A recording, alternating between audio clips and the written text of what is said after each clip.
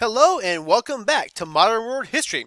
In the last video, we were talking about the beginning of the Industrial Revolution. We talked about the Second Agricultural Revolution and how that played a direct role by freeing up farmers to go work in factories and also by providing more food, which in turn led to higher population and demographic shifts from rural to urban in particular. So what we're going to do is we're going to extend that discussion and talk a little bit about how industrialization led to new philosophies and let me use my black pen and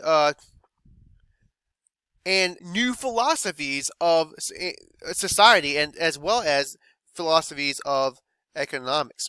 So first I want to mention this guy right here, Adam Smith. So Adam Smith is kind of seen as, in a lot of ways, the father of capitalism. What he does is he comes up with this idea of what we're going to call laissez-faire, or laissez-faire is French for let do. And this is his philosophy of economics. In other words, there should be no government regulation. The government should stay out of economic affairs. So if you remember, a lot of times, historically we're talking about mercantilism and things like this, which is kind of going on through the age of colonialism and exploration.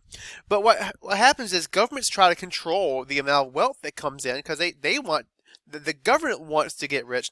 But you start to see these private owners who are, these joint stock companies, for example, who are controlling the trade. Because of Columbian Exchange, it's impossible really for governments to regulate all that. And Adam Smith believes that governments should not even try. And he comes up in his book, by the way, his book was called The Wealth of Nations. Alright?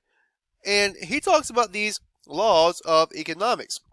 The law of self-interest, the law of competition, and the law of supply and demand. Now, we all probably know what this is, or the idea of supply and demand. If there's a lot of something, demand is going to go down. If there's not enough of something, then demand will go up, and those two kind of are inversely related. But competition means essentially what it sounds like. If there's a lot of other people trying to produce similar products or trying to compete economically, it's going to drive more innovation. So this right here can lead directly to innovations, which is a good thing. We talk about maybe a command economy where the government controls all aspects of the economy.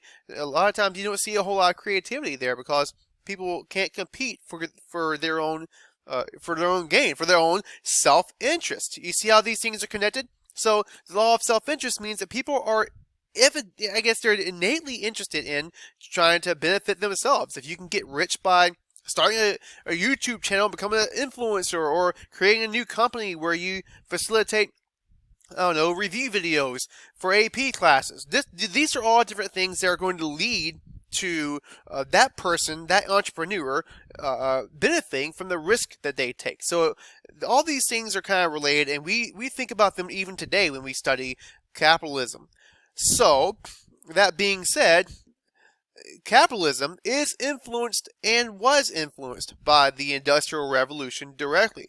And here's what we mean by capitalism: an economic and political system in which a country's trade and industry are controlled by private, that's not state,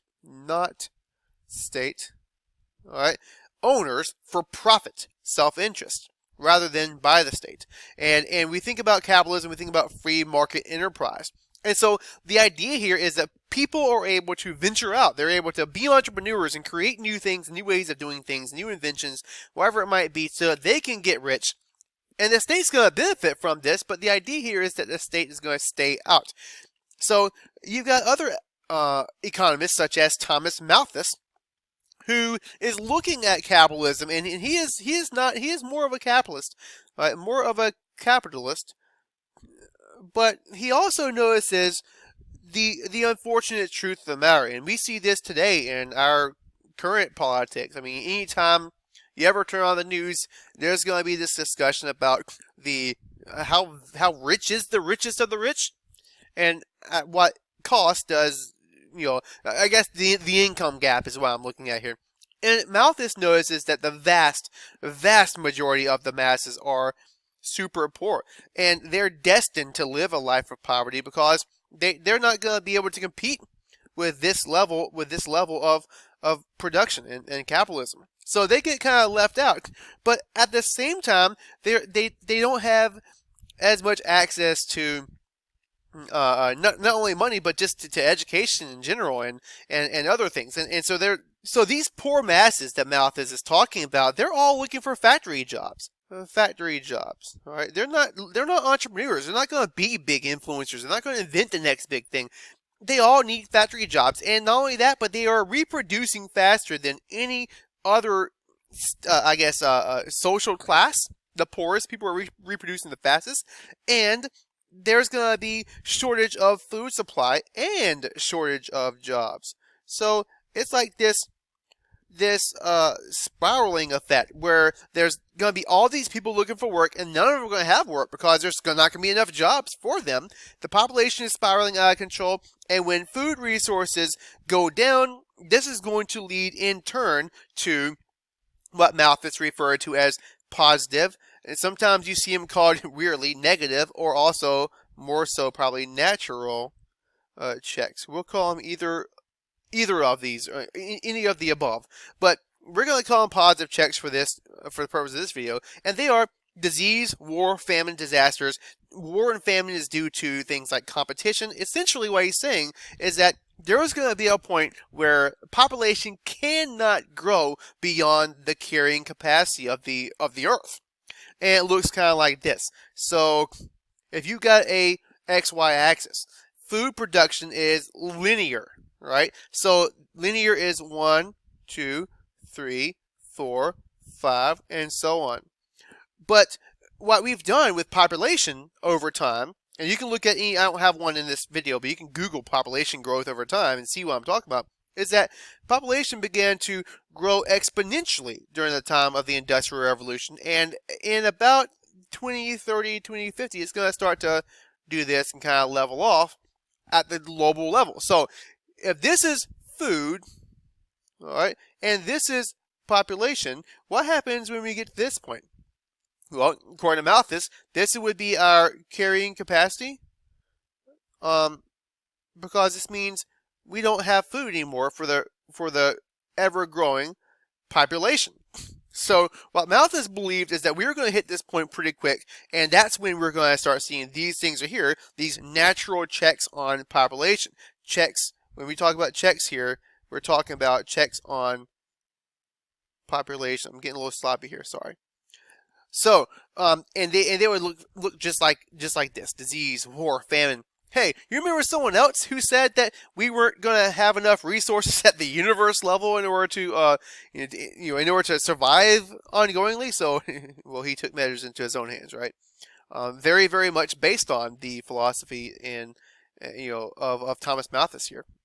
By the way, Thomas Malthus's book that he wrote was, and I have it right here, an essay on, it's not even a book, it's an essay on the principle of population, and Malthus was also a priest. I'm sure I before E, hopefully I didn't misspell that.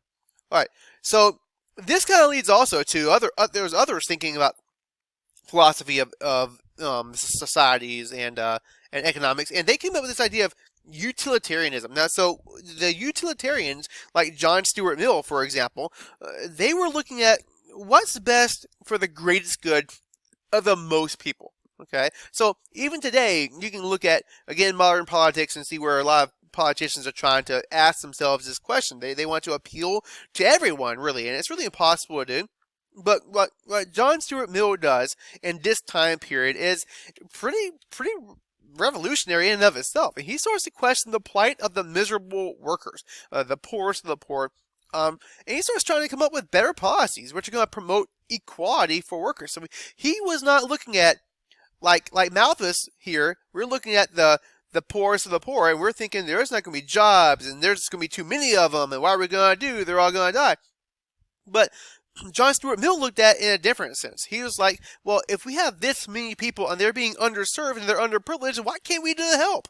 And, it really, in a lot of ways, it looks kind of like the liberal policies of today's politics. You got people today that are trying to figure out what can we do in order to elevate the poorest of the poor so we all mutually benefit. In other words, the greatest good for the most people.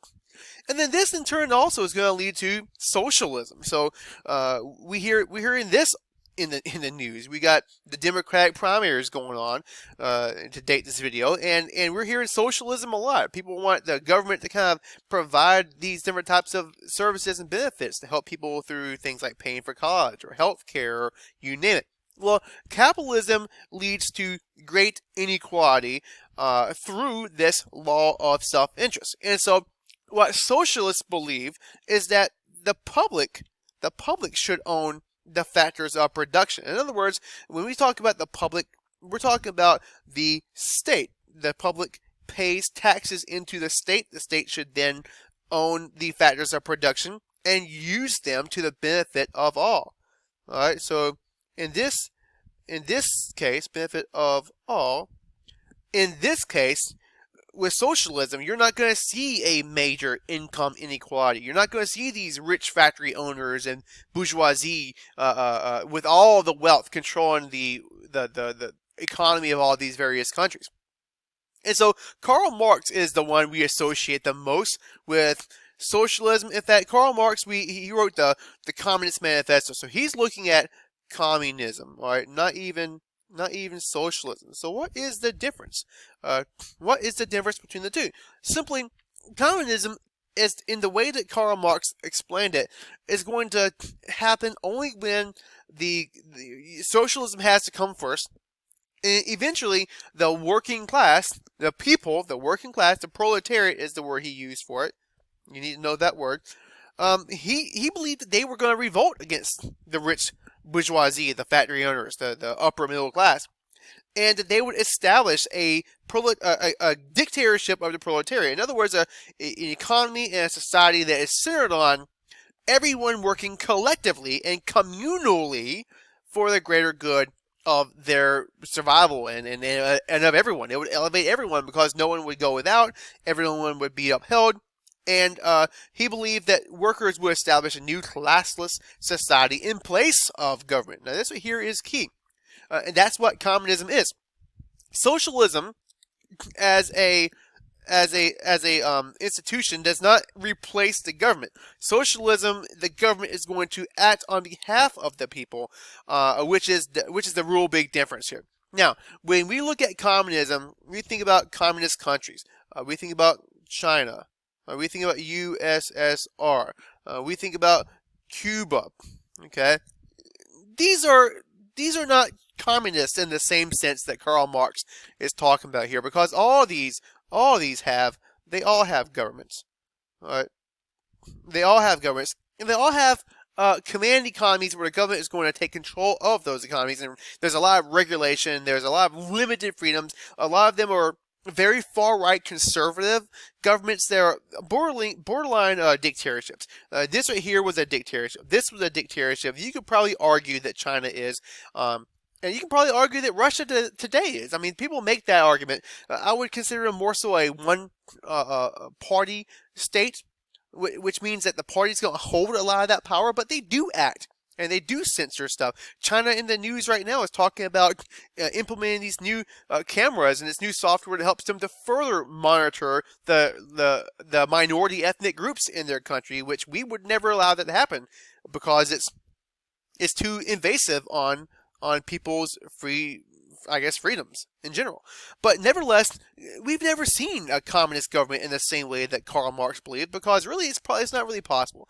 But socialism, in the way that you hear Democrats like Bernie Sanders talking about it, it's more so a system of what he calls it democratic socialism, more so where we all pay in collectively to something like universal insurance, and in turn we all will have insurance together, and it will be cheaper than allowing some private insurance companies to exist that are affordable and available to richer people, but not to the poorest of the poor. So all these different programs, everything with socialism has kind of always been centered on trying to do what's best for the greater good. That utilitarianism we were talking about here.